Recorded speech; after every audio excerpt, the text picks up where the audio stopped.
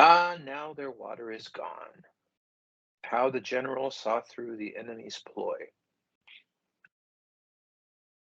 One arrow can be broken, but not three bound together.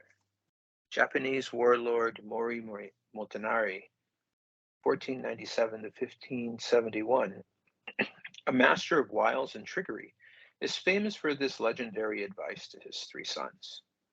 After fighting in his first battle at age 21, he went on to fight another 225 battles, great and small, over the course of his adult life.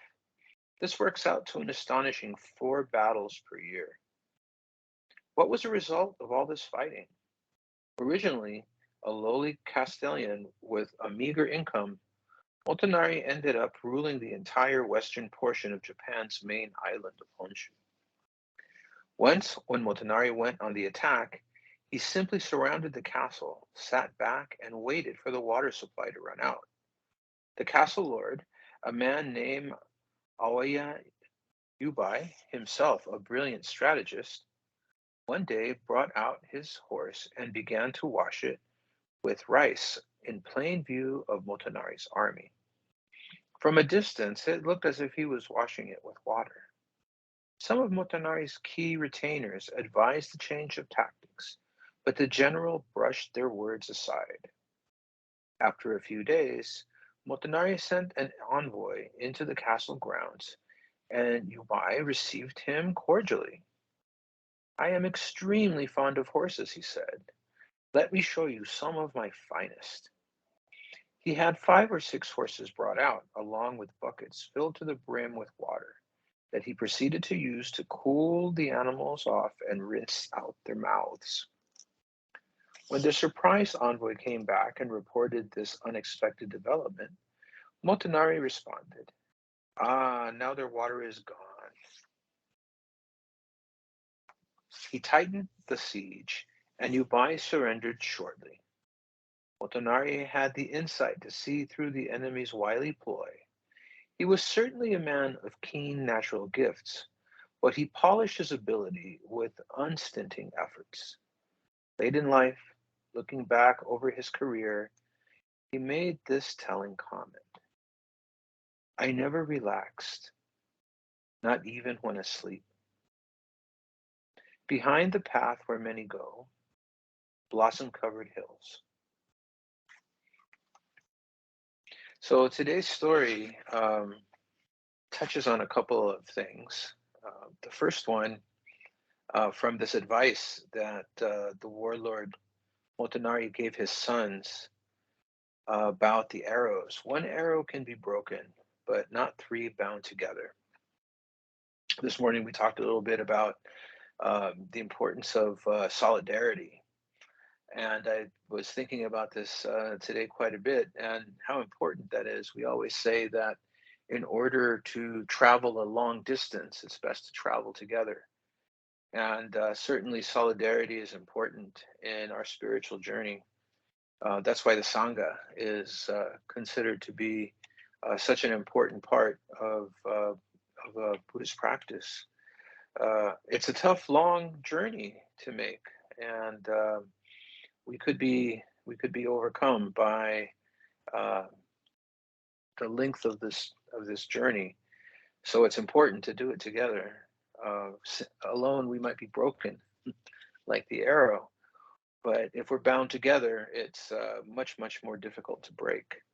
And that's the encouragement that we have from our fellow travelers on our spiritual journey. And it's important. It's important. This is good advice, uh, not only in our spiritual path, but in anything where we have to make quite a bit of effort. It's hard to do it, or even impossible to do it alone. We always look for masters who have already attained what we are seeking, and we follow in their footsteps until we ourselves can improvise and become masters. But until then, we need to look to others for guidance, and we need to look to others for support. And also, it's our duty and responsibility to provide similarly support, and when we reach the destination that we're aiming for, to provide instruction to those more junior than ourselves. So good advice about binding together.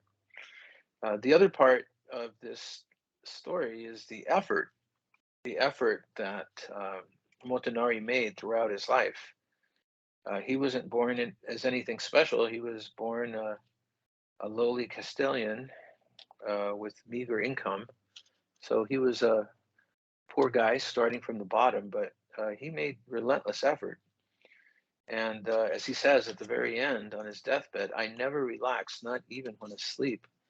Constant effort is required to reach the goal, no matter what it might be. Unfortunately, there's no shortcuts, and effort has to be made continually. Again, that's why it's so important to have the support of fellow travelers. And along the way, so much effort, so much experience gets absorbed, and it becomes wisdom. And I love the story here, how Motonari in this siege surrounded the city, and he just waited.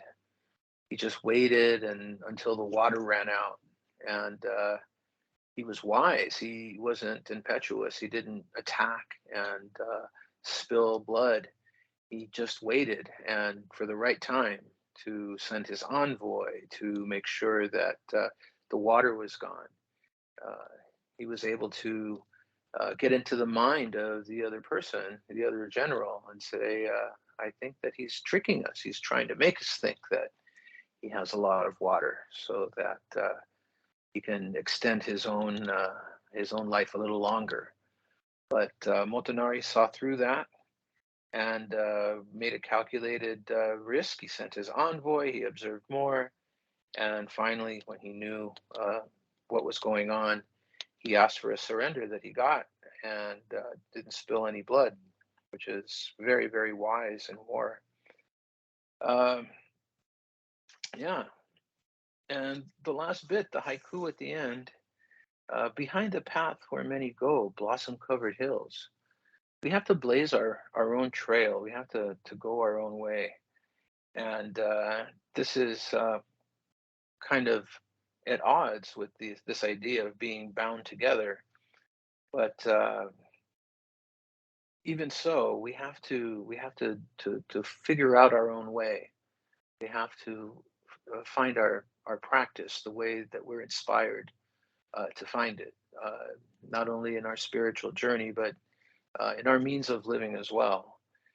We look to masters to guide our way. We look to our fellow travelers for support, but in the end, we have to find our own passion and our own way of doing it, our own way to master what it is that we have to master. And so sometimes it's not along the same path that everybody else takes. So we need to kind of find our own way, go off the path where many go, to find those blossom-covered hills. And that's what I get from our stories today. Some of my favorite advice in this book. Okay, thank you very much, Rick, for reading the story and giving the thorough explanation. We have a lot of things to learn from just a little short story. Okay, good job, everyone. So have a good evening and see you next time. Bye bye.